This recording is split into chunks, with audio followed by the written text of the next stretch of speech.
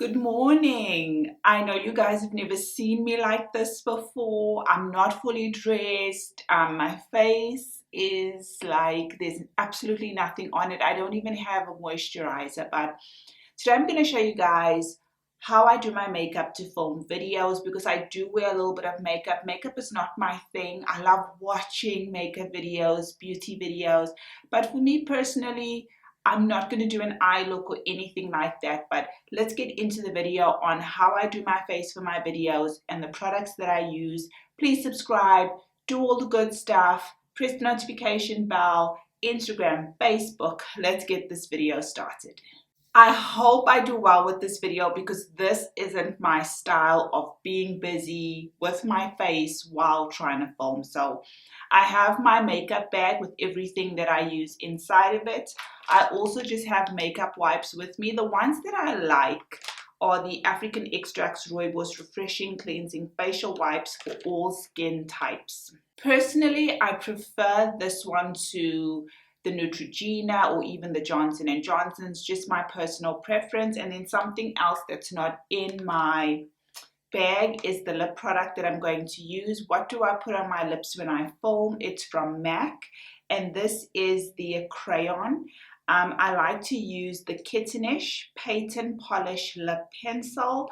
I love these crayons. So this is what it looks like. This is what's going to go on my lips, but we'll do that at the end. Let's open this up, guys. I do use foundation. When I started my YouTube channel, I used to put concealer under my eyes, and I generally get dark spots around my upper lip and chin area from breakouts.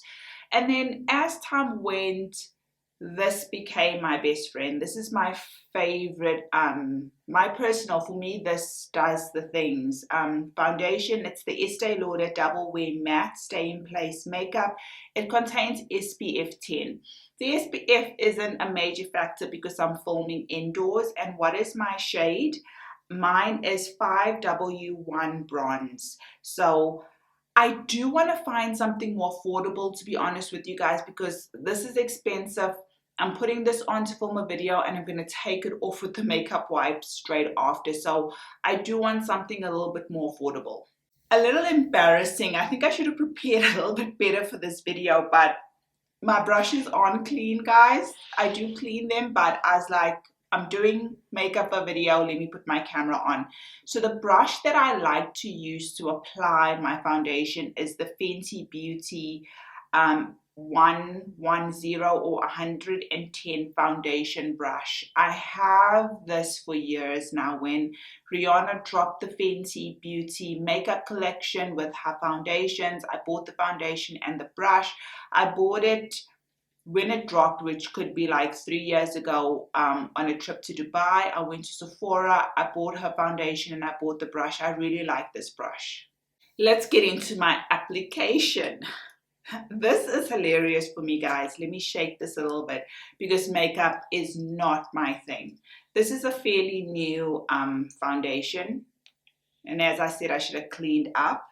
And then what I do, I put a mirror on this side. So I'm just going to scoot over a little bit. My hair, I like to do my hair before my makeup. I know people would say, why don't you do your makeup and then your hair? And the reason for that is because I like my hair to start drying.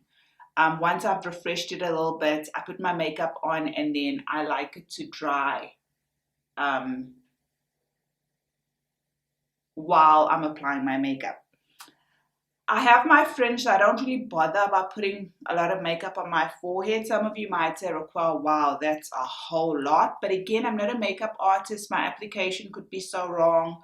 But this is what I do, and this is how I choose to get ready. While we're doing this, what can I chat to you guys about? I think I can just talk to you a little bit about filming and stuff like that. I do like to leave the foundation on my face for a little bit. I find that if I go straight in and start blending, I don't get the result rather isn't as good as if I just leave it on for a few minutes. I know I should have moisturizer on my face, but I'm filming this video real quick, doing my makeup, getting the video done, and then I'm going to continue with my day. But, you know, for my predominantly South African audience, and for those of you who want to do like YouTube, I would just say to you guys, like, I'm just taking the brush and I'm just pressing the foundation in before I start moving the brush around. And when it comes to filming, and if you're somebody who wants to film, I would say to you, put your camera on and just start filming. Have content before you launch your social media platforms. So if you want to do YouTube, put your camera on and make the video. If you want to do Instagram or Instagram type of thing, start creating the content. Have at least 2 weeks of content. So not that much content, but at least 2 weeks of content before you go live with your channel or your social media. And the reason I'm saying that is so that you don't feel pressure to create. You don't feel that pressure to have to edit, because editing and post-production is a lot of work. Setting up is a lot of work, then filming, and then cleaning up, and then after that, you know, then you've got to do the post-production thing, which takes a lot of work. So I would always advise people to just have some stuff in the background to give yourself time and space, because you have work, you have school, you might have other stuff, family, and then filming does take a lot of time and energy. So start off with just, you know, I have a pimple here. Pimples and stuff like that don't stop me from filming anyway. I think I filmed like 2 or 3 videos. I had 2 cold sores. I'm not that person to be like, oh my God, I've got a cold sore, I've got pimples, I'm not going to get on camera. For me, it's about the content. I know you guys enjoy the content, so I'll come on and still do my content irrespective. Guys, and that's basically the foundation. Sometimes I'll put a little bit more on my under eye, but I go more for like the natural look. There are some days when I will just do the foundation, but on most days I do go in with a little bit of a setting powder. This I bought from Sephora as well. I bought this, I opened this about 6 months ago, but I bought it about also maybe 2 years ago, but I hadn't opened it, so it hasn't expired either. I've checked. Bought this again on a trip to Dubai from Sephora.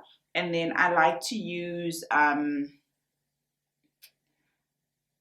can I forget, Real Techniques, the Real Techniques brush. This could be the wrong brush. I'm not into makeup, but this is what works for me.